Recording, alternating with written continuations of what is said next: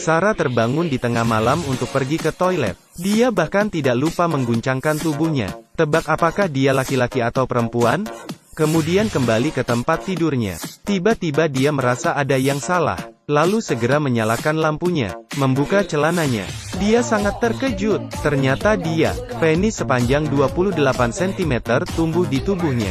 Mendengar teriakan itu, anaknya berlari masuk. Sarah secepat mungkin menutupi tubuhnya, meminta anaknya keluar. Dia ingin mengganti baju, tetapi ternyata tidak ada celana dalam yang cocok dengannya. Untungnya dia menemukan sehelai celana yang ditinggalnya mantan suaminya. Dia terpaksa memakainya. Ketika akan pulang ke rumah, dia lupa dengan keadaan tubuhnya. Dia sekarang memiliki bayi kecil di tubuhnya. Tiba-tiba dia sadar, berteriak kesakitan. Ceroboh sekali. Lihatlah posturnya berjalan. Datang ke rumah sakit sambil berteriak. Buru-buru masuk ke dalam ruangan dokter.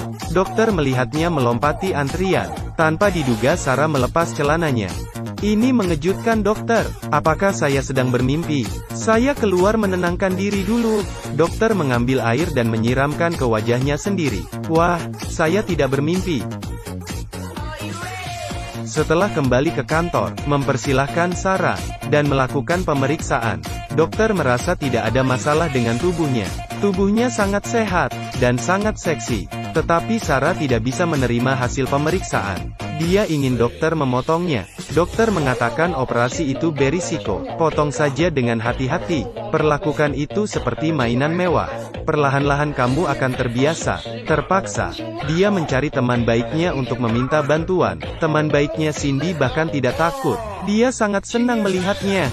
Dia melihat lebih dekat lagi. Melihat bayi Sarah. Dia bahkan memujinya. Kamu tidak hanya memiliki kecantikan seorang wanita, juga memiliki fisik laki-laki yang kuat. Kamu harusnya merasa bahagia. Cantik sekali. Bisa dikatakan Cindy cukup berhati besar. Ini sangat baik. Tidak ada yang bisa membantunya. Tetapi malam ini dia menyadari, misteri di tubuhnya ini, bisa dikatakan cukup keren.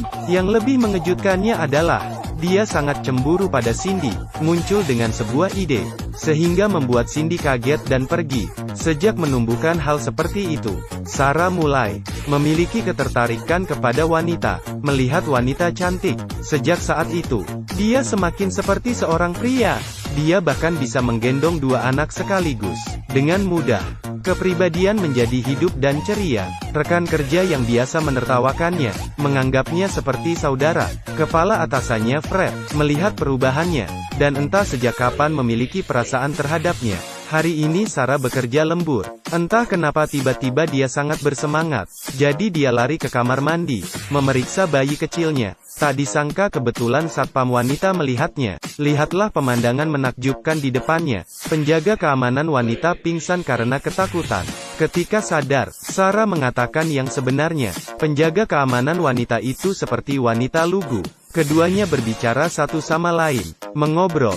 Keduanya memiliki perasaan yang berbeda, juga memiliki malam yang menyenangkan. Melewati malam itu, Sarah berubah seperti orang lain. Menurut penelitian dokter, tubuhnya tidak normal. Ada juga terjadi peningkatan hormon pria di tubuhnya, menjadi semakin dinamis. Sarah juga tidak lagi membicarakan tentang masalah pemotongan. Malam ini, dia berdandan dengan cantik, bersiap menggunakan kekuatannya, balas dendam pada mantan suami bajingannya. Kelihatannya, Sarah memperlihatkan keindahannya, yaitu bayi kecilnya, sehingga membuat mantan suaminya kaget dan pingsan. Melihat suaminya mendapatkan balasan, seketika membuat Sarah merasa senang. Sarah merasa dirinya sangat cantik. Dia mulai berbelanja pakaian pria, berdandan tampan, dan terus bersikap seperti seorang pria. Tetapi bagaimanapun dia adalah seorang wanita. Hari ini ketika sedang bekerja, sesuatu musibah terjadi. Fred hampir tertimpa pohon pengangkut. Dalam keadaan bahaya, Sarah melompat dan menolong Fred seperti pahlawan. Mereka berdua merasa ada ketertarikan satu sama lain. Sarah bergegas mengangkat bokongnya. Jika tidak, Fred akan menyentuh bayi kecilnya. Fred ingin berterima kasih padanya, mengajaknya makan malam. Karena telah menolongnya, Sarah menyetujuinya. Malam harinya, Sarah merasa senang pergi menemui Fred.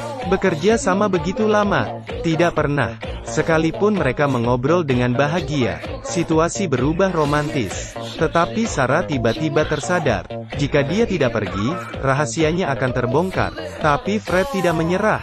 Dia terus mengejarnya. Akhirnya karena usahanya yang keras, Sarah pun tersentuh.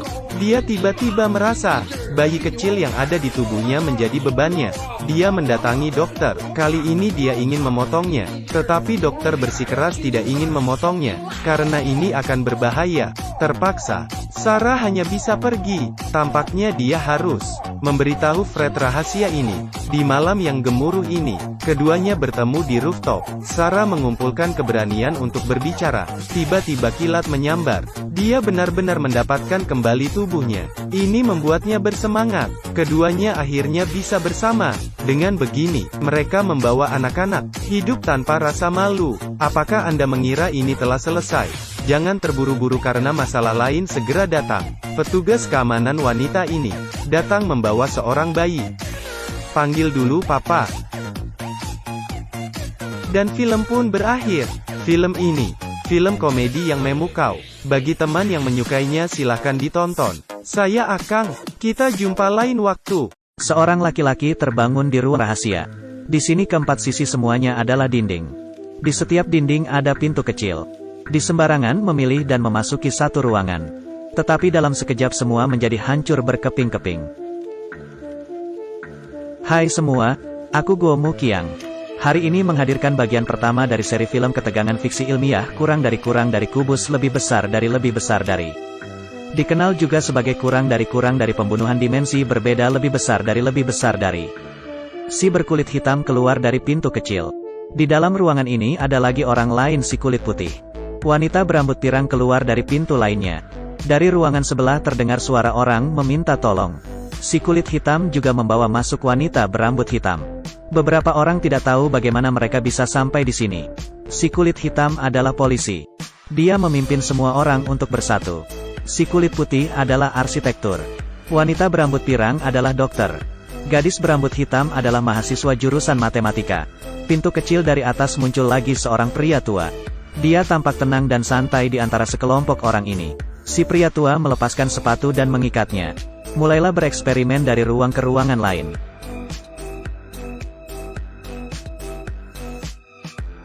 Rupanya setiap ruangan ada sensor geraknya, sehingga bisa memahami mesinnya. Si pria tua sepertinya sangat ahli dalam hal ini. Dia bisa melihat gas beracun hanya dari udara kering di dalam ruangan.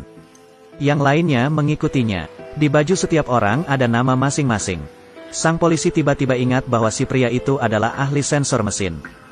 Dia telah lolos 7 kali dari penjara. Semua orang senang sekarang. Ada sang ahli. Jangan khawatir tentang keamanan. Tetapi semua hal tidak akan berjalan dengan lancar. Semua orang pun terkejut. Sang polisi dengan cepat menariknya kembali. Sang pria tua sudah mati. Kepalanya melepuh sebelah karena zat asam. Bagian tubuh utama hilang. Semua orang putus asa. Sang polisi menyadari semua barang yang ada di tubuh tiap orang diambil. Termasuk cincin, permata. Tetapi kacamata si gadis pelajar tidak diambil. Ini pasti ada kegunaannya. Gadis pelajar itu pun juga bekerja keras untuk mengamati.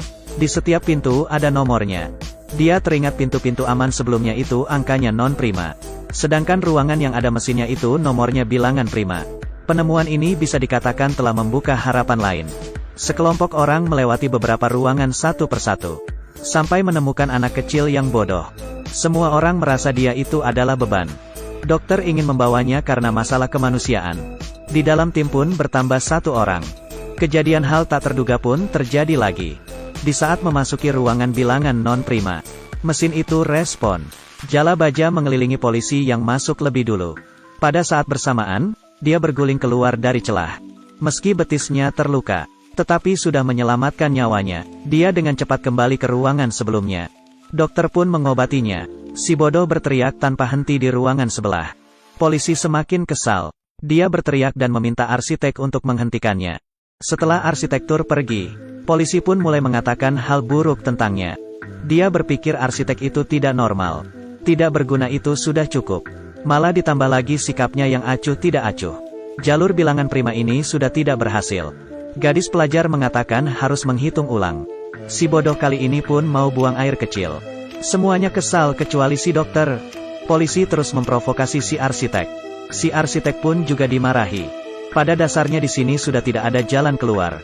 Di saat ini pun semua orang tahu dia menyembunyikan apa. Sang arsitek pun memberitahu semuanya. Dialah yang mendesain luar bangunan ini. Tetapi dia tidak tahu apa yang di dalam. Juga tidak tahu siapa yang ingin membangun ini. Dia hanyalah bagian kecil dari hal ini. Sang polisi pun tidak ingin mendengar hal ini. Dia langsung memukulinya. Gadis pelajar pun menanyai kata kunci informasi. Bagian terluar dari bangunan kubik ini berukuran 434 kaki kubik. Lalu dia menghitung panjang ruangan ini. Diperkirakan ada 17.576 kamar di seluruh deretan. Gadis pelajar ini terinspirasi. Angka di dalam kamar kemungkinan besar adalah koordinat Kartesius. Dihitung berdasarkan ini harusnya sudah tahu harus jalan lewat mana. Mereka terus berlanjut. Kamar selanjutnya pun ada mesinnya. Di dinding direntangkan duri baja yang tak terhitung jumlahnya. Tapi untungnya, mesinnya diaktifkan dengan suara. Si bodoh adalah satu-satunya yang mempunyai faktor ketidakpastian. Polisi dari awal sudah cemas. Dia ingin mengabaikan si bodoh. Tetapi dokter menentang. Dia tidak ingin semua orang kehilangan kemanusiaannya.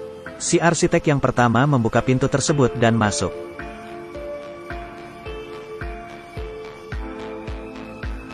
Si bodoh berjalan ke arah yang salah. Hampir saja mengeluarkan suara. Dokter pun dengan cepat membawanya pergi. Terakhir yang masuk adalah si polisi. Saat dia sudah berjalan sampai di pintu, polisi melarikan diri, menangkap si bodoh dan memukulnya dengan kejam. Dokter dengan cepat menghentikannya. Si polisi pun juga memarahinya. Malu akan amarahnya pun jadi memukulnya. Polisi pun sekarang telah benar-benar mengungkap sifat aslinya. Si arsitek membuka sebuah pintu. Mereka akhirnya sampai di tepi. Tetapi di luar hanyalah gelap hingga tidak bisa melihat dasar. Dinding juga tidak bisa dipanjat. Si polisi memberikan ide untuk membuka baju mereka dan menyambungnya menjadi sebuah tali. Mengikatnya dan mengayun ke seberang untuk melihat ada apa. Tetapi si gadis pelajar mengatakan dia terlalu berat. Dokter itu pemberani. Dia turun dengan diikat oleh tali dari baju-baju itu. Dan mencoba untuk mengayun ke seberang. Sudah 2x tetap tidak berhasil. 4 orang di atas pun energinya mulai habis. Di saat itu pun dalam ruangan terjadi getaran hebat. Sang polisi menangkat ujung tali. Beberapa orang pun menangkapnya. Dengan perlahan-lahan menarik kembali si dokter. Di saat dia memegang tangan si polisi.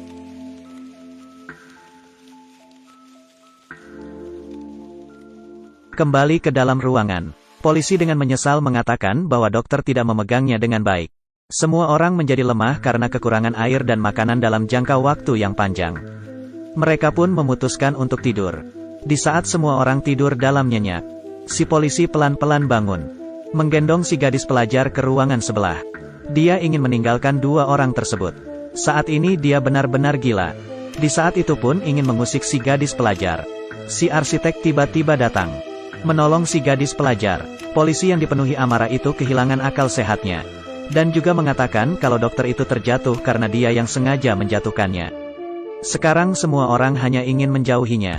Tetapi kekuatan polisi itu tidak bisa diragukan. Dia memukul si arsitek, bahkan melemparnya ke ruangan lain agar dia mati. Tetap si arsitek itu tidak mati. Dia bangun dengan tertawa. Rupanya di dalam ruangan itu ada mayat si pria tua. Mereka selalu di dalam lingkaran. Hal ini pun membuat semuanya putus asa. Si arsitek tiba-tiba menyadari sesuatu. Sekarang tempat pria tua itu mati menjadi di luar cakupan. Ini membuktikan bahwa ruangan terus bergerak. Jadi bukan mereka yang memutarinya. Hal ini pun membuat si gadis pelajar berpikir lagi. Cara untuk menandai titik yang terus bergerak adalah dengan mengaturnya.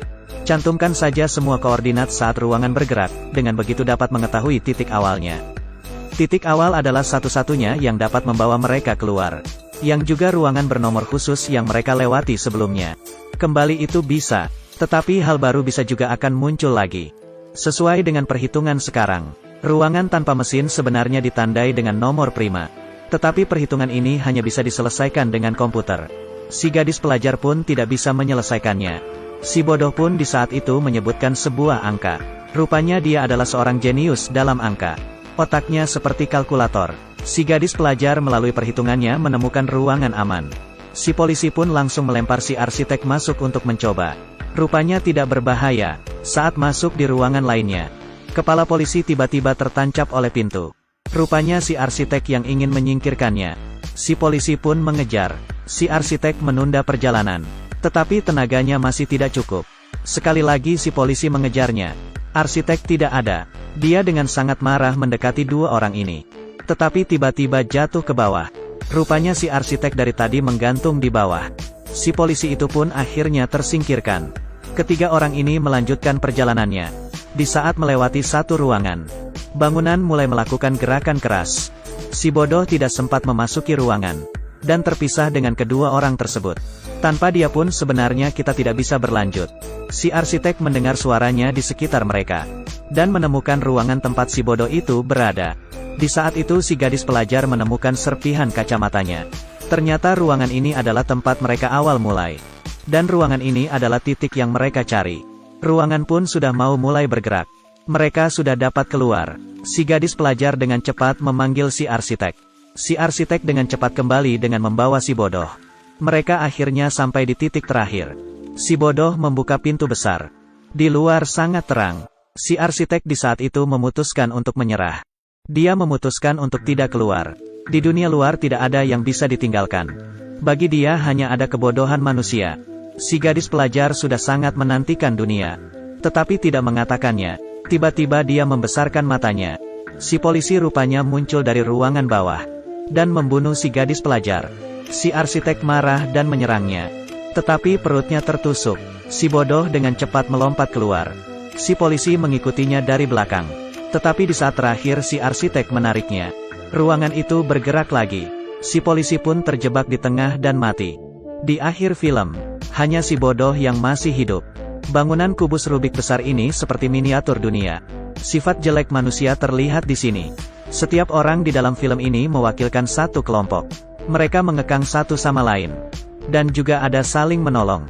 Satu kelompok berenam. Hanya ada satu orang yang hidup. Satu orang meninggal di dalam mesin. Hal sebenarnya yang ditakutkan bukanlah ruangan misterius itu, tetapi keegoisan dan sifat gelap seseorang. Topik interaktif dalam edisi ini. Kalau tidak ada polisi, apakah mereka tetap akan hidup hingga akhir?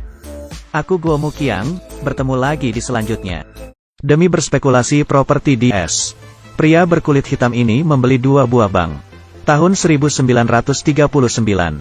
Garrett kecil bekerja sebagai pembersih sepatu di depan bank. Sembari mengelap, sembari mendengar percakapan si pelanggan. Ketika mendengar nada bicara mereka semakin serius, ia segera mengambil catatan kecilnya. Atau juga, ia diam-diam mendengar diskusi bisnis para petinggi bank. Tapi, seringkali ia diusir oleh penjaga keamanan. Kamu sedang nguping pembicaraan orang kulit putih itu, ya? Ia pun bertanya pada ayahnya mengapa si penjaga keamanan bisa semenyebalkan itu.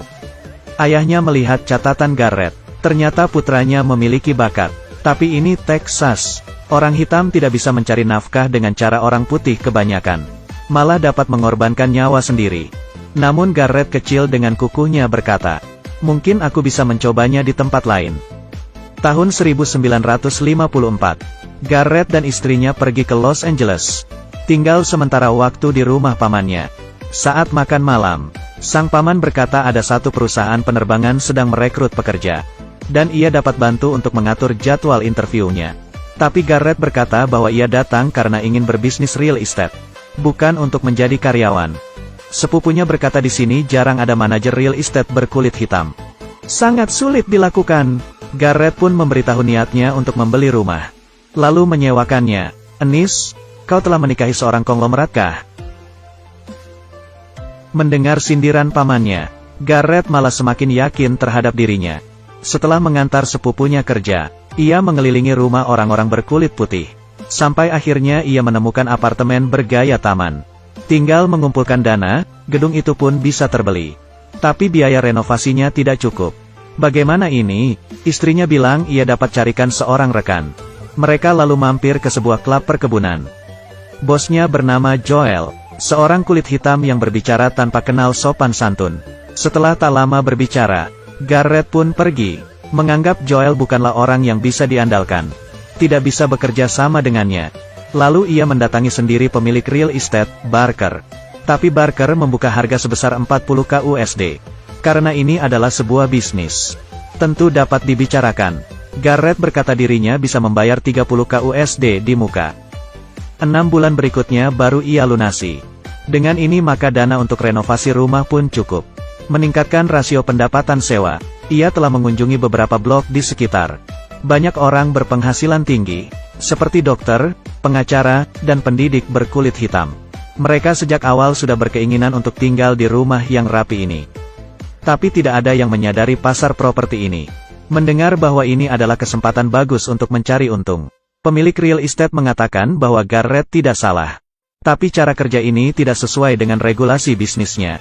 Setelah ditolak, Garrett melihat di belakang si bos. Ada sebuah kalender meja pemberian bank. Sebuah ide menarik langsung menghampiri kepalanya. Bergegas pergi ke bank menemui manajer pengurus kredit pinjaman. Tapi teller bank melihat bahwa ia berkulit hitam. Lalu berbohong bahwa sang manajer sedang tidak ada.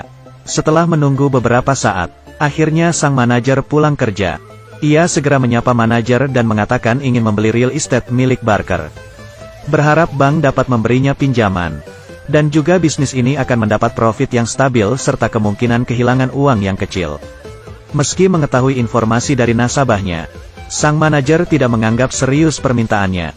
Malamnya, Barker menelepon. Bertanya apakah Garrett menggunakan namanya untuk meminjam dana di bank. Bila itu perkataanmu. Ya, kau benar. Besok pagi manajer ingin kamu pergi ke bank menandatangani kontrak pinjaman. Tentu saja, karena mematuhi peraturan ia tidak bisa menjalankan bisnis besar. Akhirnya, Garrett berhasil menerima kredit dari bank. Resmi memulai langkah pertamanya dalam membangun kerajaan real estate. Kemudian Garrett menyuruh sepupunya untuk mulai renovasi rumah. Melihat ini, seorang tante berkulit putih bertanya, "Apa yang kau lakukan?" "Aku adalah Garrett. Aku sedang merenovasi sebuah apartemen kosong. Jadi, bila Anda setuju, tidak perlu persetujuan. Tolong kamu beritahu si orang Irlandia pemilik apartemen ini. Jika ia ingin menaikkan biaya sewa, jangan harap." Garrett pun membalas dengan kabar baik. Bahwa sekarang apartemen ini menjadi miliknya. Tentu saja tante itu tidak percaya. Balik ke kamarnya dengan marah-marah. Tak lama kemudian, teman sepupunya datang membantu. Ketika mereka sedang bekerja sama, ada 2 orang polisi menghampirinya. Berkata bahwa mereka mendapat laporan dari penduduk. Bahwa ada orang yang berpura-pura menjadi pemilik apartemen. Beruntung, saat itu Garrett membawa surat kepemilikan apartemennya. Polisi melihat bahwa surat itu asli. Dan mereka pun tidak bisa apa-apa lagi. Sebelum pergi, mereka berpesan agar Garrett menghormati penyewa apartemen. Malam harinya, Garrett pindah ke apartemen. Dan seorang tante yang melapornya tadi merasa sangat malu. Hingga hari berikutnya ia pun pindah rumah. Dan kamar apartemennya dengan cepat mendapat penyewa baru. Melihat peluang bisnis, Barker mengajak Garrett untuk bekerja sama. Melakukan penjualan melalui telepon. Dan kontraknya ditandatangani ketika bertemu. Dan profitnya dibagi 2 sama rata. Menyadari bahwa dirinya hanyalah seorang berkulit hitam, Garrett selalu mendapat penolakan. Dengan bekerja bersama dengan orang lain, ia pikir adalah sebuah cara yang oke. Mereka pun membeli lebih banyak rumah. Setelah direnovasi semuanya, langsung disewakan. Dengan cepat, Garrett pun punya rumahnya sendiri. Tapi hal baik tidak berlangsung lama. Suatu hari tengah malam, Barker meninggal dunia. Dan istrinya sangat rasis terhadap orang kulit hitam. Tidak ingin bekerja sama dengan Garrett. Ia meminta untuk membeli kepemilikan saham Garrett di harga murah. Atau tidak akan berbuntut ke meja hijau. Karena kontrak real estate-nya ditandatangani sang suami. Pengacara berkata Garrett bisa membawa manajer kredit sebagai saksi. Tapi Barker sudah tiada. Manajer itu menggelengkan kepala tidak mengenali Garrett. Garrett keluar bank dengan sangat marah. Emosinya pun dia redam. Karena ia menemukan sebuah trik jenius. Ia harus membeli gedung bank ini. Namun bagaimana? Ia mencari Joel, mengajaknya untuk bersama-sama membeli gedung bank itu. Joel tertawa. Terakhir kali ia datang malah langsung pergi. Tidak ada perhatian sekalipun. Atas dasar apa ingin membangun partnership? Garrett berkata, kerjasama ini berdasarkan 10 tahun lebih penelitiannya terhadap properti dan keuangan. Ketika mereka berhasil membeli gedung bank itu, maka apabila bank akan menolak permohonan pinjaman mereka, para manajemen harus berpikir 2 kali. Pada akhirnya ketika melawan pemilik sendiri, maka si pemiliklah yang akan menang. Joel menganggap ide Garrett tidak masalah. Bisnis ini bisa berjalan. Tapi mereka adalah kaum berkulit hitam. Bagaimana bisa membeli gedung dari mereka yang berkulit putih? Garrett sebelumnya sudah memikirkan matang-matang. Dia akan menyuruh teman sepupunya, Matthew untuk menjadi juru bicara. Dan dirinya akan memegang kendali di belakang layar. Dalam menjalankan bisnis, harus mengerti peraturan di masyarakat. Seperti bermain golf, pengetahuan finansial, minum bir del. Setelah mengikuti pelatihan dari ahli, Matthew yang tadinya hanyalah seorang karyawan berubah menjadi tokoh terkemuka. Joel ingin meminjam $2 juta Amerika Serikat kepada seorang bankir. Lalu ia menyuruh Matthew untuk mengajak si pemilik gedung bank sering-sering pergi ke klub golf. Setelah berinteraksi beberapa kali, Matthew dan pemilik gedung mulai akrab. Memanfaatkan kondisi ini, Matthew segera menyampaikan niatnya untuk membeli gedung bank itu. Awalnya, gedung bank itu dijual seharga $2,4 juta Amerika Serikat. Tapi berdasarkan yang ia tahu dari Garrett tentang surveinya selama ini tentang harga pasar, Matthew menjelaskannya semua kepada pemilik gedung hingga tak bisa berargumen lagi. Akhirnya harga pun berhasil ditawar hingga menjadi $1,56 juta Amerika Serikat. Garrett dan Joel pun sukses membeli gedung bank itu. Lalu meminta lebih banyak pinjaman. Berbelanja di tengah kaum berkulit putih. Kemudian menyewakan rumah dan mendapat uang yang lebih banyak. Kerajaan real estate ini berhasil dibangun. Langkah berikutnya adalah membeli bank. Tahun 1963. Garrett kembali ke Texas mengunjungi orang tuanya. Dia membawa anaknya ke pinggir jalan. Melihat seorang pemuda yang bekerja membersihkan sepatu. Bertanya berapa harga sekali membersihkan. Pemuda itu berkata ia hanya melayani orang berkulit putih. Garrett mendongakkan kepala melihat ke arah bank, lalu berpikir dalam-dalam. Sekembalinya ke Los Angeles, dia menemui Joel untuk berbincang-bincang. Dan mengatakan bahwa ia berniat membeli bank di tempat kelahirannya. Selain dapat memperbesar kerajaan real estate-nya, juga dapat membantu warga berkulit hitam untuk mendapatkan kredit bisnis. Joel menganggap ini bukanlah ide bagus. Risikonya sangat besar, tapi ia tetap mengiyakan ajakan Garrett itu. Mereka pun menugaskan Matthew kembali menjadi juru bicara. Setelah sukses membeli lagi sebuah bank, Garrett mengubah peraturan pinjaman kredit. Mulai menyediakan kredit bagi kaum kulit hitam di kota. Namun perilakunya ini diketahui oleh seorang anak bekas direktur bank, Robert. Mengetahui bahwa bosnya sekarang adalah 2 orang berkulit hitam. Merasa sangat dipermalukan. Suatu hari, ia pergi menemui Garrett dan Joel untuk diskusi. Ia berkata ada seorang tak dikenal melaporkan bank mereka atas pelanggaran aturan pemberian pinjaman. Inspektur keuangan akan datang untuk investigasi. Karena orang kulit hitam tidak bisa seenaknya masuk ke dalam bank. Garrett dan Joel pun berpura-pura menjadi petugas kebersihan. Dan menjadi supir. Kemudian mempersiapkan Matthew bagaimana menghadapi para inspektur. Mereka telah berusaha keras memikirkan bermacam ide. Tetap saja menjadi masalah bagi si inspektur. Setiap langkah yang harus diperbuat, semua mereka arahkan langsung kepada Matthew.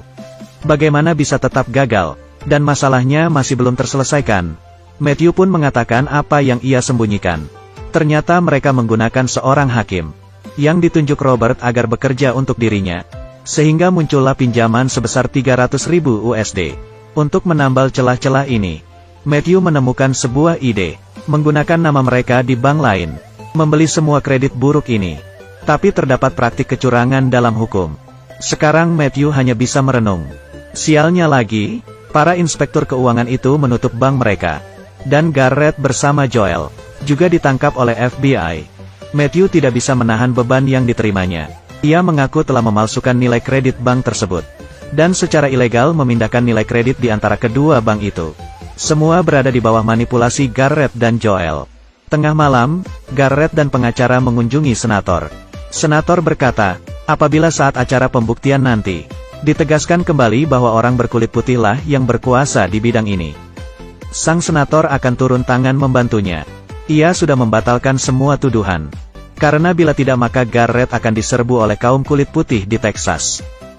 Tak lama saat acara pembuktian berlangsung, Garrett tidak berkompromi. Ia mengambil sebuah seragam kerja dan bertanya kepada mereka, kenapa hanya orang kulit hitam yang menggunakan seragam kerja saja yang dapat pergi ke bank? Setelah acara pembuktian berakhir, Garrett dan Joel divonis pidana 3 tahun. Atas tuduhan penyalahgunaan aset bank. Seluruh 177 aset propertinya Hanya tersisa satu karena berada di bawah nama istrinya.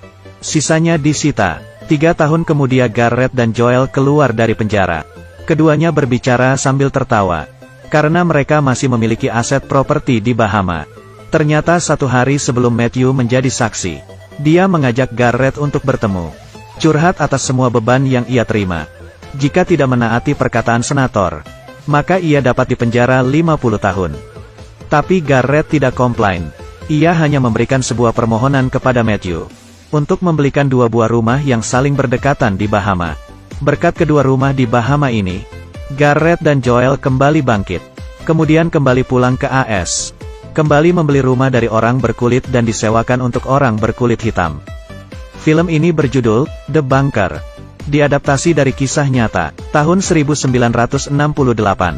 Parlemen AS menerbitkan sebuah hukum mengenai tempat tinggal yang adil. Agar dalam praktik jual beli serta sewa menyewa rumah, tidak ada lagi diskriminasi ras, agama, dan jenis kelamin.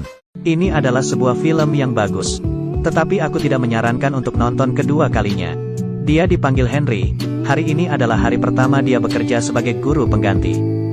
Dengan singkat memperkenalkan diri, lalu mengatakan belajar di kelasnya hanya ada satu peraturan. Tidak mau dengar ya tidak perlu datang. Diam kamu dasar banci. Tidak kamu yang tutup mulutmu. Nenek gendut. Henry mengatakan dia sudah boleh keluar. Lelaki itu pun berjalan keluar. Selanjutnya si hitam yang mulai mencari ribut. Dia mengambil tas Henry dan dengan kuat melemparkannya ke dinding. Dasar kamu jalan cepetan keluar dari sini. Henry tidak terkejut.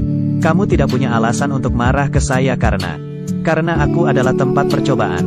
Orang yang memberimu kesempatan. Sekarang aku mau kamu duduk. Lalu mencoba yang terbaik mengerjakan tugas. Saya juga akan memberimu selembar kertas. Bagaimana? Setelah kelas, gadis gendut bernama Meredith bertanya kenapa dia mengusir lelaki yang sebelumnya. Dan malah menahan lelaki hitam yang mulutnya sangat kotor itu. Henry berkata kalau di kelasnya tidak boleh ada orang yang menghina teman perempuan. Hal ini membuat Meredith merasa kebaikannya. Di lapangan sekolah, ada seorang guru yang mukanya sangat menyedihkan dan menarik-narik jaring. Seolah terjebak di sini, Meredith menggunakan kamera dan merekam hal ini. Di lensanya terlihat seperti orang yang pucat dan tidak berdaya. Meredith cukup berbakat di bidang fotografi dan menggambar. Tetapi ayahnya tidak mendukung hobinya. Tak hanya sering sinis, bahkan juga mengatakan bahwa lukisan tersebut terlalu gelap, pesimis dan bisa mempengaruhi suasana hati. Menghadapi ayahnya yang tidak mengerti, Meredith hanya bisa melampiaskannya ke makanan. Dan karena berat badan juga jadi selalu dihina dan ditertawakan oleh temannya. Kedatangan Henry seolah cahaya di dalam musim dingin. Bersinar di dalam kehidupannya yang suram. Henry memberi pertanyaan di kelasnya. Meredith mengangkat tangan dan menjawabnya. Di buku catatannya juga menggambar Henry yang sedang mengajar. Diam-diam memfoto Henry yang sedang dalam perjalanan. Selalu ada suasana sedih dan melankolis di matanya. Kelihatan dia hidupnya juga tidak bahagia. Hari ini Henry sedang memeriksa ujian. Meredith dengan pelan-pelan membuka pintu kelas. Memperlihatkan hasil karyanya. Gambarnya yaitu kelas yang kosong dan Henry tanpa muka. Henry pun mengetahui Meredith punya suatu masalah. Mengikuti arahannya, Meredith merasa akhirnya ada yang mengerti dirinya. Dia menyatakan perasaannya ke Henry, sambil menangis dan memeluknya. Henry menjauhkannya, tetapi nangisnya semakin keras. Di saat itu ada seorang guru perempuan yang membuka pintu kelas. Meredith pun berlari keluar. Henry ingin mengejar untuk menenangkannya. Tetapi guru perempuan itu mengatakan perlakuannya itu buruk. Hal ini membuat Henry tidak bisa berkata apa-apa. Aku bukan pria yang mesum. Kamu ternyata melihat aku seperti itu. Setelah beberapa hari, Henry di kelas mengumumkan hari itu adalah hari terakhirnya. Murid-muridnya pun menunjukkan keengganan. Lelaki hitam sebelumnya juga tidak menginginkannya pergi. Dan melihat Meredith menyiapkan meja dengan kue berbentuk senyum. Henry mendatanginya, dan menginginkan kue satu-satunya yang berwarna hitam dengan muka menangis. Meredith berkata itu disisakan untuk dirinya sendiri. Dia meminta maaf ke Meredith atas kejadian kemarin. Meredith memotongnya pembicaraannya dan langsung mengatakan selamat tinggal. Mulai memakan kue yang berbentuk wajah sedih itu. Saat langit sedikit gelap, dia pingsan dan jatuh ke tanah. Mulut dan hidungnya pun mulai mengeluarkan darah. Henry langsung berlari menolongnya, menekan bagian jantungnya dan memberikan nafas buatan. Sudah berusaha sekuat mungkin, tetapi Meredith pun tetap meninggal. Ini adalah tanggung jawab kami. Membimbing generasi muda dan mencegah mereka sukses. Generasi yang terkalahkan. Tidak membiarkannya jatuh. Jangan membiarkan mereka menjadi tidak berharga. Henry marah karena perawat tidak merawat kakek dengan baik. Jika kamu mengabaikan kebutuhannya, aku akan memecatmu. Mengerti tidak? Mengerti. Depresi yang menumpuk di hati sepertinya terlepaskan. Tetapi kemudian dia merasakan rasa bersalah yang dalam dan air mengalir penuh di wajahnya. Perempuan di sebelah menginginkan biaya pelayanan ke seorang lelaki. Lelaki itu tetap tidak mau membayar, bahkan menamparkan muka perempuan itu. Perempuan itu juga tidak punya cara lain lagi. Memutarbalikkan kepala dan melihat Henry turun dari bus. Dan terus berusaha untuk menarik perhatian Henry. Dengan agresif mengatakan ingin membantunya relaks. Henry menolaknya dan berputar meninggalkannya. Keesokan malam, perjalanan pulang, Henry bertemu lagi dengan perempuan itu. Perempuan itu mengatakan bahwa dia lapar. Henry berpikir sejenak lalu mengatakan kalau di rumahnya ada makanan. Dan membawa perempuan itu ke rumah, dan menyuruhnya mencuci tangan dulu. Lalu membawa roti dan jus. Luangkan waktu sebentar, Paman. Harganya $100. Santai. Dia hanya ingin membantu perempuan itu mengobati lukanya. Sepertinya karena dipukul saat dia bekerja.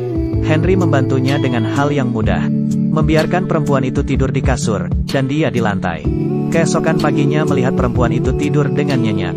Dia segan untuk membangunkannya, lalu pergi dengan diam-diam. Setelah pulang kerja, ternyata perempuan itu membawa seorang pria pulang. Mereka pun langsung bangun. Dia sudah tidak tahan lagi, langsung mengusirnya. Mengambil tisu dan mengelap mulut perempuan itu, dan mengganti spray kasur.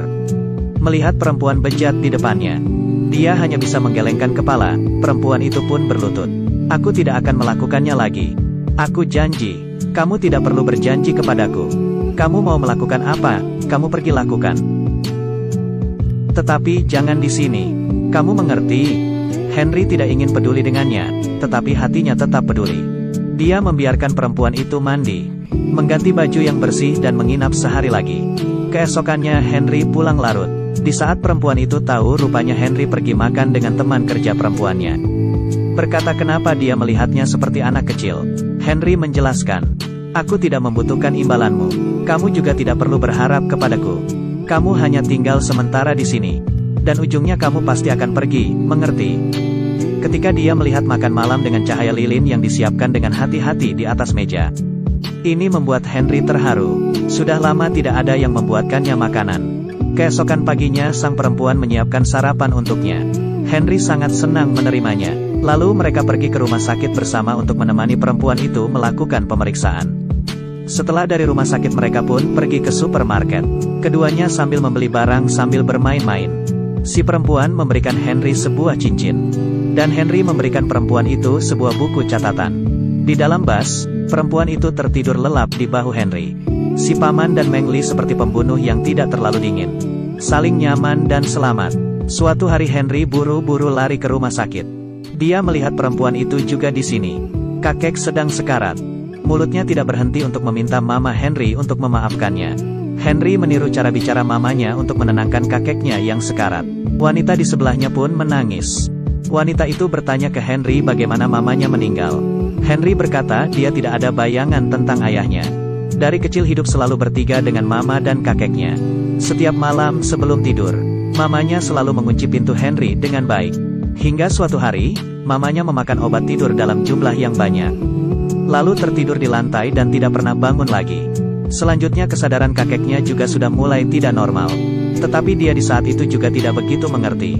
Saat sudah besar, Henry baru mengerti masalah mama dan kakeknya. Mamanya menggunakan cara yang berbeda untuk melindunginya. Meski kakeknya yang membesarkannya, tetapi dia tahu kalau dia sendiri adalah produk yang rusak, tidak berhak untuk di dunia ini. Jadi dia ada di suatu saat bisa mengerti perasaan wanita. Dan di suatu saat juga bisa menjauhinya. Kakek meninggal, Henry tetap ingin wanita itu pergi. Dia takut akan terjalin hubungan yang lebih dalam lagi dengan wanita itu. Orang panti asuhan datang, dan wanita itu memohon ke Henry. Tidak mau, dengarkan. Kamu adalah salah satunya keluargaku, ku mohon. Jangan usir aku. Kamu memang sudah seharusnya pergi, maaf. Tidak, jangan seperti ini. Perempuan itu tetap dibawa pergi secara paksa. Henry yang melihat sepatu perempuan itu sangat sedih. Mimpi buruk masih belum berakhir. Si gadis gendut, Meredith di saat ini bunuh diri. Meredith tidak mudah bertemu dengan orang yang bisa mengertinya. Henry menolaknya bahkan bersiap untuk meninggalkan sekolah. Muka Henry kusam dan dipenuhi air mata. Dia berkata ke guru perempuan, "Kamu bisa melihatku, tapi yang kamu lihat adalah cangkang." Tiba-tiba dia sepertinya memahami sesuatu. Karena diri sendiri sering memberikan kehangatan ke wanita. Seharusnya tidak melepaskannya, dia datang lagi ke panti asuhan. Perempuan yang melihatnya pun berlinang air mata. Dia pun tersenyum, wanita itu langsung berlari ke arah Henry. Cahaya matahari yang terbenam menerpa badannya.